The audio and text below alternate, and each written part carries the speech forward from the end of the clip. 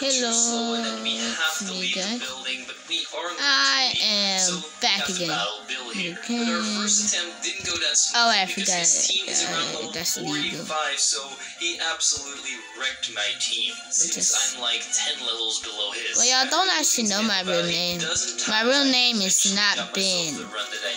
I just don't want to put Bonnie in because why would I put Bonnie in if I can't put my whole name?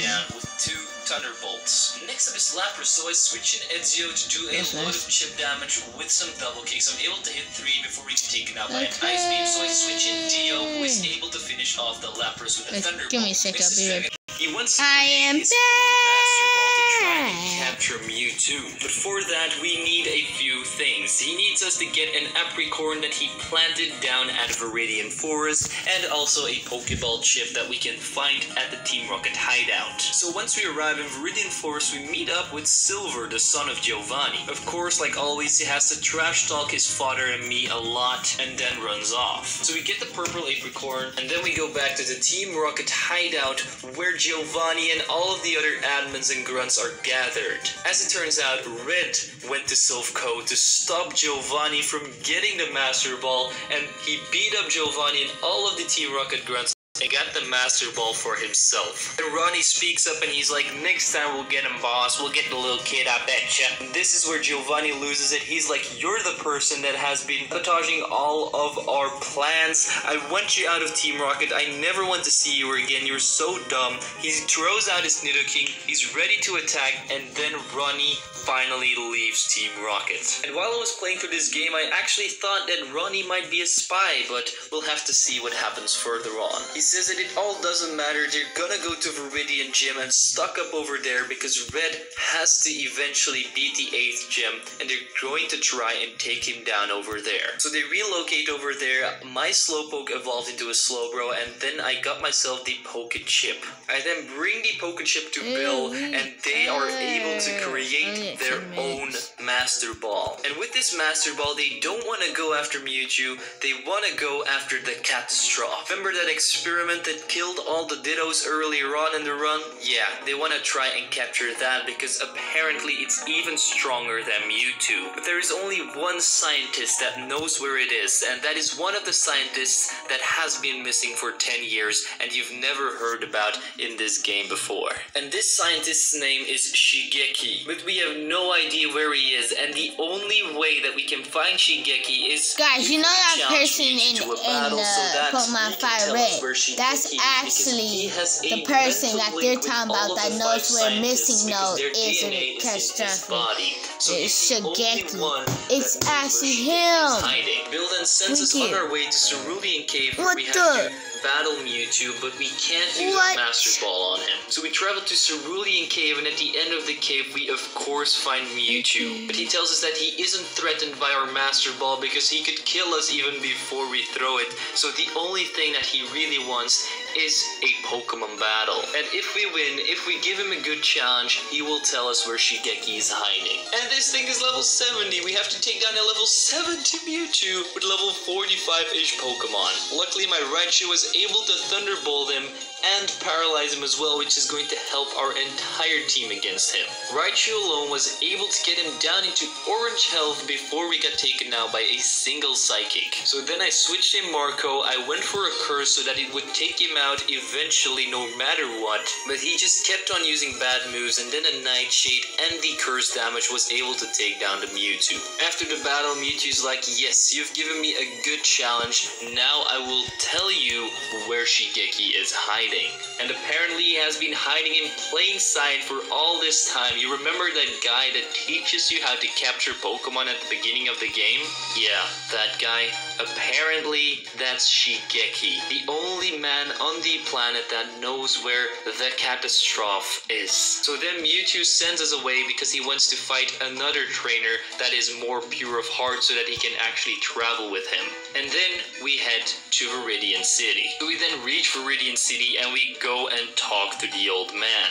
And he's like, you need some help to catch a Pokemon, but we tell him why we're really here. He's like, yes, my name is Shigeki, but I haven't been called Shigeki for tens of thousands of years. We then go inside, and he wants to tell us everything, but we have to promise that we don't give away his whereabouts to anybody else. So he then tells us about the failed Mewtwo project and how he actually came up with the Porygon project, so he's the creator of the Porygon. Because Porygon is a Pokemon that is programmed to work for its owner, and that's what they wanted into the final project with Mewtwo. And then he tells us about the catastrophe and how he actually glitched the entire world around him, so actual pieces of the earth started to moving around, and it was really, really dangerous, and that's why he was able to escape. But luckily, while he escaped, he had a special machine that could contain him once he escaped, so he didn't get far. Once everybody asked him where the Pokemon actually was, he told them that he didn't know where he was, but deep inside he did know where he hid him. And he then tells us that he was too scared to tell anyone, and that the catastrophe was actually hiding under their noses all this time. He had been frozen in a block of ice down at Cinnabar Island, and he's very afraid that one day he will just escape from his ice prison, but to this day he's still trapped under Cinnabar Island. He's like, nobody should ever be able to see him again because he's an uncontrollable monster, but that's when we tell him that we have a Master Ball so that we can contain it forever. And that's when he's going up to his TV to unlock this icy cage and free the catastrophe so that we will be able to capture it after this dialogue. So he frees it, we fly to Cinnabar Island, and as you can see, everything is glitched up, everything is out of place, it's not looking too great, so we go to the spot where you have to encounter him next to Cinnabar Island. And as we serve there, we find out that it's actually Missingno, the glitch Pokemon from Generation 1. We go ahead and chuck our Master Ball at it and name it Plot Twist, but technically we can't use this thing in battle, but we have to capture it because otherwise you can't progress in the story. After that, Bill and Professor Fuji come up to us and they're like, finally, you've captured it, you've saved us all from Missingno. I was getting really scared when the island started shaping up, but you did it. But Bill then tells us that we have to try and get to the top of Team Rocket, beat the Elite Four, do anything we want with this Pokemon, and that Blaine is currently challenging Blue down at his gym. Then Mr. Fuji leaves and Blaine and Blue come out of the gym and they're like, what was all this commotion about? Was there a legendary Pokemon or something? So we go ahead and show Blue and Blaine Missingno, and Blue's like, I have seen this Pokemon before. But that is not possible because it has been under the ice for 10 years. So Bill and Blaine ask, how have you seen this Pokemon? And Blue's like, down at the secret lab from Professor Oak, where he used to do all of these experiments on Pokemon. And then it all comes together. Professor Oak had been working on so many projects down at his secret lab that nobody knows about. And Blaine and Bill are very scared for what's about to happen next. So they tell us that we should go to Professor Oak's lab and try and find that secret underground lab of his. But before we go there, we have to take a look at Missingno himself because this is very interesting. He has the bird and mystery typing. He then has a move called Super Glitch. It's an amazing Pokemon, really. So then we go to Professor Oak's lab, we find a bookcase, and we talk to a book which opens up a secret stairway to the underground lab. We then go down into that lab, and here is where it all comes together, the whole storyline. We find that there's Mewtwo statues, various things on the floor, but once we run past a PC, there's a little audio log that plays. And here you can see the entire backstory of Professor Oak, which is one of the coolest things I've ever seen in a Pokemon ROM hack. In the first audio log, he talks about Missingno and the failed Mewtwo project and how he knew that it was going to fail and that he has to have a backup plan. Next up, he talks about Mewtwo and how it has a load of potential, but everything is irrelevant because you can't use it because it's impossible to control a Pokemon. And the next one is starting to get very interesting because here he talks about how Pokemon can only be as strong as their trainers. And then the next audio log, he is talking about creating a genetic clone of a human boy, a human being that is built and created only to win Pokemon battles. One that he can control at his will. A trainer that only lives for Pokemon battles that really pushes everything to the limit just by the click of a button. Then next he talks about that he can't create a living boy of battling age. And to create an actual serving human being, he's going to create his own embryo and let nature take its way. So he found a woman that can't get any babies, so she would be blindly devoted to raise this child with love and everything that he needs. And he will be his father figure, so he would do anything what Oak tells him to do. Then next we had to fight one of the statues, and we stole a tentacruel from him before we could see the next audio log. Then next he talks about the Pokemon League and how it's a big challenge for young trainers, but then he says that it can easily be exploited. And then he tells us that once his clone has gotten his Pokemon license, he will jump up in the ranks. Gym leaders, criminal organizations, legendary Pokemon will be no match against his clone.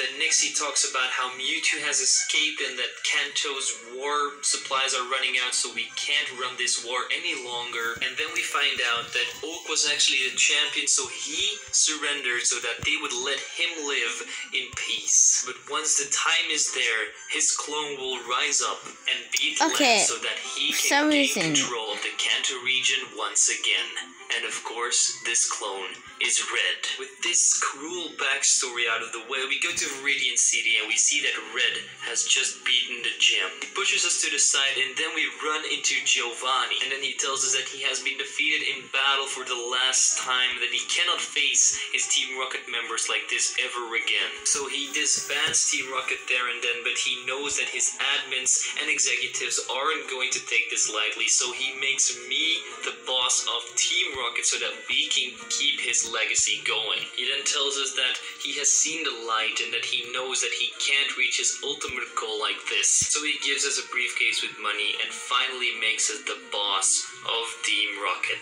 Then Silver runs out and of course he has to say it's all your fault that everything is going bad, and he runs after him. We then check the briefcase and we see that there's a letter in there with the last wish of Giovanni in it. He wants us to take down the Elite Four and wipe Lance's smirk off his face. And after we do that, he wants us to disband the organization for good. So we go up to the start of the Pokemon League, but Lance is there already and he tells us that he's already been beaten by some spiky-haired kid named Blue. And it is here where we have to fight Lance to teach him some manners. Well, since he starts off with Gyarados, I'm easily able to one-shot that thing with my Raichu's Thunderbolt.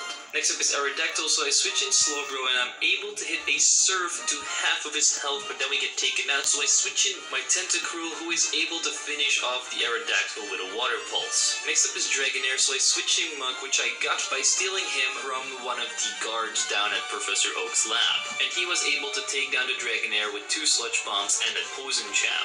Next up is his Dragonite, so I switch in Haunter and I go for a Curse, and I'm also able to hit a Nightshade before we go down, so then I switch in Ezreal. We then are able to poison the Dragonite as well before my Nidorina got taken out, so I switch in Raichu and the Curse damage actually takes out the Dragonite. And last up is his Kingdra, and after Dio was able to spam a loads of Thunderbolts, we were able to finish off Lance. After the battle, we were able to steal his Dragonite and we name it Dragonio. After that, we beat up some guards. Since we don't have any gym badges, we actually have to beat all of the guards in the Pokemon battles. And I got myself a Machamp, which I named Shadio, a Rhydon, which I named Horneo, and a bunch of other Pokemon that will be very useful once I reach the Pokemon League. Then once we reach the Pokemon League, we meet up with this green-haired guy, and apparently it's Ronnie. He's talking about how life is very bad without Team Rocket, and that he's very happy that we got promoted to boss and this and that.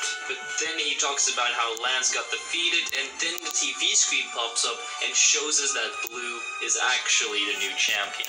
They ask Blue a bunch bunch of questions about the economy and stuff, and the answer that he has is that there will be peace. But yeah, he's a kid, he's 10 years old, he can't lead the Kanto region. And he also wants people to be able to ride bikes indoors, which is definitely something that we need in the Kanto region. Then goes into the Hall of Fame room, and it cuts back to us, and Professor Oak walks in, and he's like, Blue, it's impossible. How did he actually beat the entire Pokemon League? So then Bill comes along, he tells us that we have to break into the Elite Four, and we can only do that with Ronnie's help. So we go and talk to Ronnie, he comes with us, he gets his Raticate out, and attacks the guard. So then we cannot go into the Pokemon League without missing now, so that is very sad, because I didn't want to use it, but you have to have it on your team if you want to enter the Elite Four in this game. Then as we enter, we see that all of the Elite Four members have